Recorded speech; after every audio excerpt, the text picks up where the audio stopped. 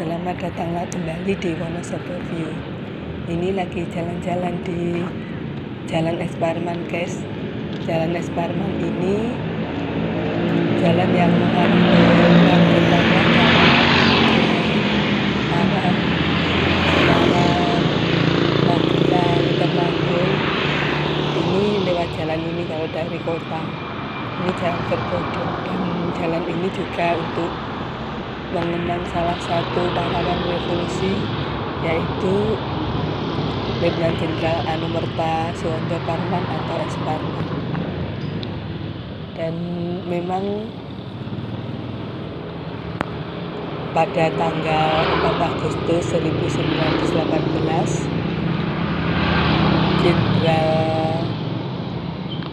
Letnan Jenderal Anumerta Es Parman atau Jenderal Es Parman ini terlahir di sekitar sini ya, di Seruni Kota. Makanya jalan ini dinamakan Jalan Es Parman. Terlahir sebagai putra keenam dari 11 bersaudara. Jenderal Es Parman ini adalah putra dari seorang ayah yang bernama Kromo Diharjo, yang diketahui bekerja sebagai seorang pedagang di Wonosobo. Dan sejak kecil ya, seperti anak-anak pada umumnya ya, Es Parman dan saudara-saudaranya sering membantu ibunya berjualan di pasar Wonosobo. Dan sebagai seorang ayah yang baik, ayah beliau ini selalu berusaha keras agar anak-anaknya dapat memperoleh pendidikan yang layak. Sekolah beliau ini pertama kali di HIS atau Sekolah Dasar Belanda di Wonosobo, kemudian melanjutkan ke Mulo di Yogyakarta. Mungkin Mulo itu setara SMP ya kalau sekarang. Lalu sempat melanjutkan pendidikannya di AMS yang setara dengan tingkat SMA, namun berhenti karena ayahnya meninggal dunia. Dan karena itu juga beliau tidak bersekolah selama 2 tahun. Lebih banyak membantu ibunya berdagang di pasar Wonosobo. Nah, setelah berhenti 2 tahun, kemudian beliau ini melanjutkan sekolah di AMS, dan setelah lulus memilih masuk ke Sekolah Tinggi Kedokteran Stovia di Jakarta. Namun sebelum selesai, keburu Jepang menduduki Indonesia sehingga tidak sempat meraih gelar dokternya. Lalu beliau ini sempat bekerja di jawatan Genpetai, tapi karena dicurigai sebagai mata-mata, beliau ditangkap, tapi tidak lama kemudian dibebaskan. Setelah dibebaskan malah dikirim ke Jepang untuk mengikuti pendidikan pada Genpai Kasyabutai.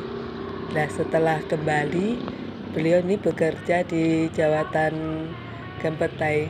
Nah, ini awal karier militernya dimulai dengan mengikuti Tentara Keamanan Rakyat yang adalah Tentara Republik Indonesia yang dibentuk setelah proklamasi kemerdekaan. Dan setelah akhir bulan Desember tahun 1945, beliau ini diangkat menjadi Kepala Staf Markas Besar Polisi Tentara. Dan selama agresi militer Belanda kedua, beliau ini juga turut berjuang dengan melakukan perang gerilya. Selain ikut berjuang pada agresi militer Belanda kedua, beliau ini juga ikut memadamkan pemberontakan APRA, karena di Desember tahun 1949 ini ditugaskan sebagai Kepala Staf Gubernur Militer Jakarta Raya.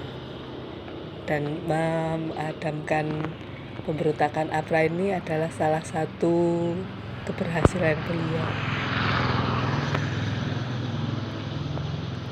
Di tahun 1950 beliau ini diangkat menjadi kepala staf G. Setahun kemudian dikirim ke Amerika Serikat untuk mengikuti pendidikan military police school. Mungkin karena beliau dikenal ahli dalam bidang intelijen. Sekembalinya dari Amerika Serikat, ditugaskan di Kementerian Pertahanan untuk kemudian diangkat menjadi atas militer RI di London pada tahun 1964.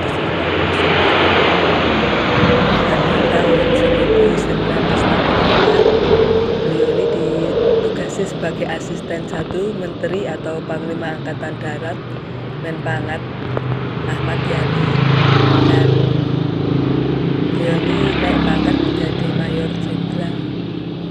Sebagai asisten 1 Menteri atau Panglima Angkatan Darat, beliau ini lebih banyak mengurusi bidang intelijen. Dan seperti teman-teman ketahui, pada tahun-tahun itu PKI sedang berkembangnya ya, dan beliau ini selalu berseberangan dengan PKI. Dan ketika PKI mengusulkan agar dibentuk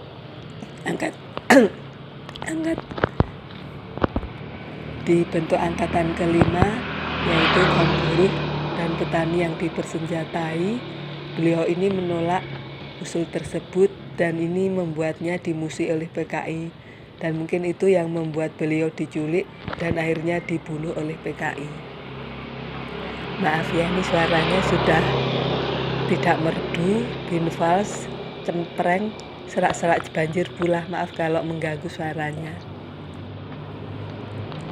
Di akhir kehidupan beliau pasti banyak yang tahu kalau beliau ini diculik dari rumahnya oleh pasukan Cakrawala, kemudian dibawa ke wilayah Lubang Buaya di Halim Perdana Kusuma dan disiksa dan dibunuh bersama 6 perwira TNI Angkatan Darat lainnya. Kalau anak-anak Tempo Idole ini pasti tahu, karena dulu saya ingat setiap tanggal 30 September anak-anak sekolah itu pasti digiring ke bioskop untuk menyaksikan film pemberontakan G30 SPKI ini. Mungkin kalau ada teman-teman yang ingat masa-masa itu boleh komentar di kolom komentar. Ya, menurut beberapa sumber seperti itulah kisah hidup Letnan Jenderal Almunumerta Suwondo Parman atau Jenderal S. Parman. Ya, kalau ada kurang-kurangnya maaf ya, karena memang pengetahuan saya tentang itu nggak terlalu komplit.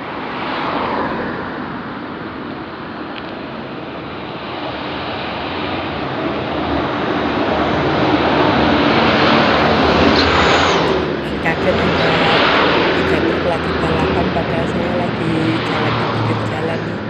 Untung nggak keserempet, udah jantungan saya. Nah, sampai sekian dulu ya teman-teman pembahasannya. Kalau ada kesalahan kata atau kesalahan penyampaian informasi, saya mohon maaf. Sampai di sini, cukup sampai di sini videonya, dan terima kasih.